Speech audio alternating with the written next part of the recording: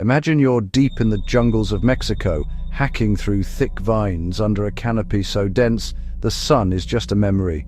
You're following a map, a hunch, a whisper of a lost city. Your team unearths a tomb untouched for centuries. Inside, among the bones pottery, you find a small, skull-shaped object. It looks like a toy, a curious trinket. You pick it up, brush off the dirt of ages, and notice a hole at the top, and another at the bottom. What comes out is not a whistle, not a note, but a scream, a raw, terrifying shriek that sounds like a human being in their final agonized moments. This isn't a movie. This is the Aztec death whistle. This artifact is one of the most chilling and enigmatic objects ever recovered from the ancient world. It's a sound that crawls under your skin and stays there, a primal frequency of pure terror. For years, these small ceramic skulls were dismissed as mere toys, decorations, packed away in museum storage. No one dared to blow into them. Why would they? They were grave goods, solemn relics of a long-dead civilization. It was only through a twist of fate, a moment of morbid curiosity, that their horrifying secret was finally unleashed upon the modern world.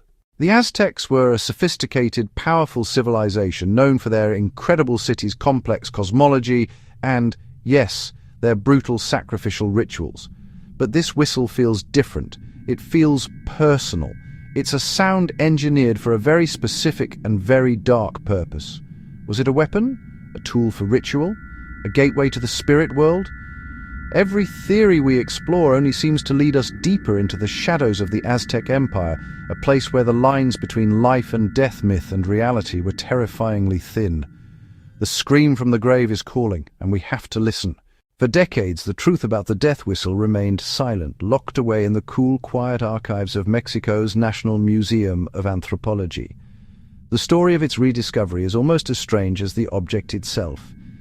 It begins in 1999 during excavations for a new subway line in Mexico City. Workers stumbled upon a sacrificial temple dedicated to the wind god Aercatl. Inside, they found the skeleton of a man, an offering to the deity. Clutched in the skeleton's bony fingers was a small, skull-shaped artifact. For years it sat in a museum drawer, catalogued simply as a toy. Catalogued as a ritual ornament, its true, horrifying nature completely unknown to the world.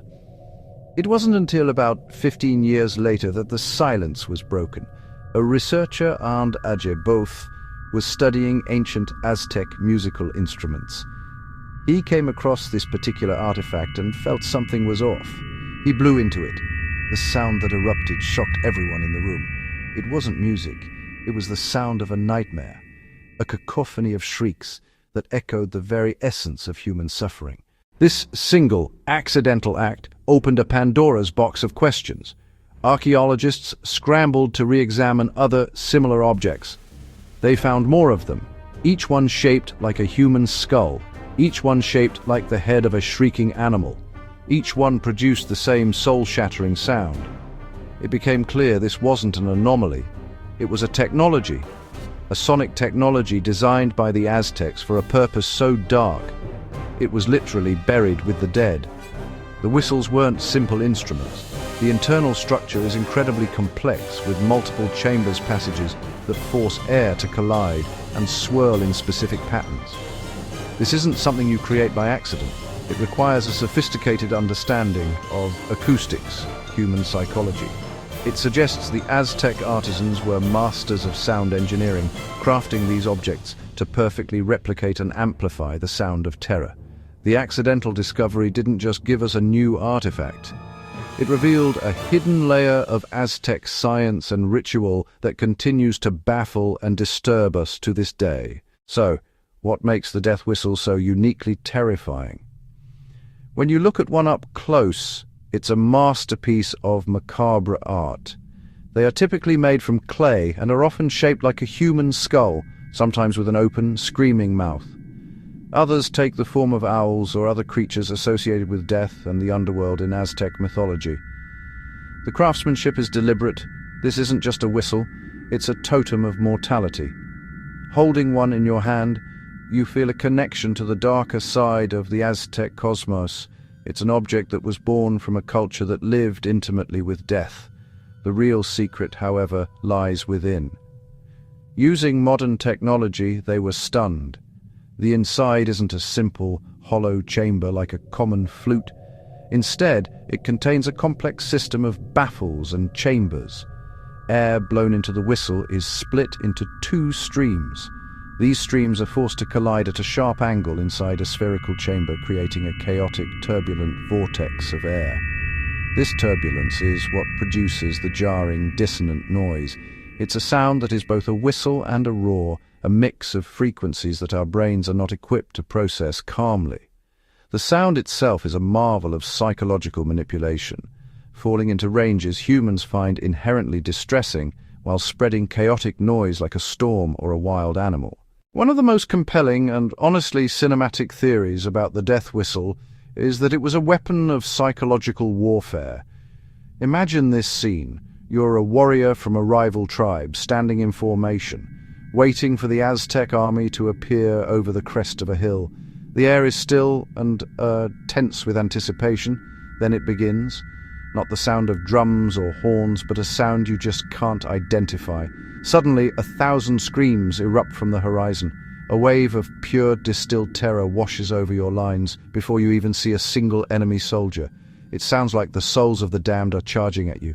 Your courage evaporates, your lines break, the battle is lost before it has even begun. This theory actually makes a lot of sense within the context of Aztec military strategy. They were known for their flower wars, ritualistic battles, but they were also masters of conquest and intimidation. A chorus of hundreds, or even thousands, would have been apocalyptic. It would demoralize the enemy. It would create chaos and confusion. It would make them easy targets. Supporting this theory, whistles in warrior graves. A soldier wouldn't be buried with a toy, but with spear, shield, perhaps an instrument of terror. Another powerful theory shifts the focus from the battlefield to the grave. Perhaps the death whistle wasn't for the living at all, but for the dead. In Aztec cosmology, the journey to the underworld, Mictlan, was a perilous 4-year ordeal. The deceased soul had to navigate 9 treacherous levels, facing monstrous creatures and daunting challenges before it could finally find rest. The Aztecs buried their dead with everything they would need for this trip: food, water, tools, and sometimes even a sacrificed dog to act as a guide. What if the death whistle was another essential piece of travel gear? According to this theory, the whistle's scream wasn't meant to scare humans, but to interact with the supernatural entities of the underworld. The sound could have served several purposes.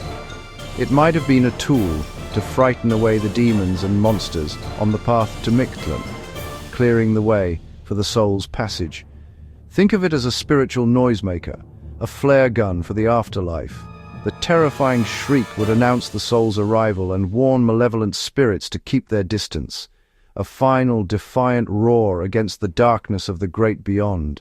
Beyond war and death, a third theory suggests the whistle was a spiritual tool for the living, a direct line to the divine. The Aztecs lived in a world where the veil between the physical and the spiritual was thin. Priests and shamans regularly engaged in rituals to communicate with the gods. They sought the gods' favor, and they worked to channel divine power. These ceremonies often involved music, chanting, and psychoactive substances. The death whistle, with its mind-altering sound, would have been a perfect instrument for this work. Its shriek could have unlocked a trance-like state. The whistle's jarring sound could disrupt normal thought patterns. By focusing on the overwhelming sound, priests could silence the mundane world and open to visions. Ehecatl, the wind god at whose temple the first whistle was found, was a creator deity, a powerful force of nature. The whistle could mimic a howling gale or a hurricane scream. Priests could be literally breathing his divine wind into existence. This theory links to human sacrifice, not random violence, but sacred ritual to appease the gods. The death whistle may have accompanied sacrifices, masking cries and transforming the moment into a sacred sound event. Its shriek could elevate the ritual, sending the victim's life force to the gods on a wave of sound. Today, the Aztec death whistle remains one of archaeology's most haunting enigmas. We have dissected its form and analyzed its sound, but its true purpose remains locked in the past, a secret the Aztecs took with them to their graves. Was it a weapon of war, a key to the underworld, a shaman's tool, or something else entirely? The truth is, it may have been all of these things and more. In a civilization as complex as the Aztec Empire, an object could hold multiple layers of meaning. A single scream carrying the weight of war, death, and divinity all at once. The whistle is a stark reminder that we are only scratching the surface of understanding these ancient cultures. The sound itself is what continues to captivate us. In our modern world, we have tried to tame sound, turning it into music, data, and communication. The death whistle confronts us with a sound in its wildest, most primal form. It's a sound that bypasses our intellect and speaks directly to the oldest parts of our brain, the parts that remember being hunted in the dark. Listening to it is an unsettling experience, an echo from a time when the world was far more dangerous and mysterious. It's the sound of a civilization that looked into the abyss and decided to scream back. Every time a new whistle is discovered or an old one is re-examined, the mystery deepens. Each one is slightly different, with its own unique voice, its own terrible personality. Modern artisans have learned to replicate them, and their unearthly screams can now be heard on movie soundtracks and in YouTube videos, separated from their original sacred context. But even as a novelty, the sound never loses its power to disturb.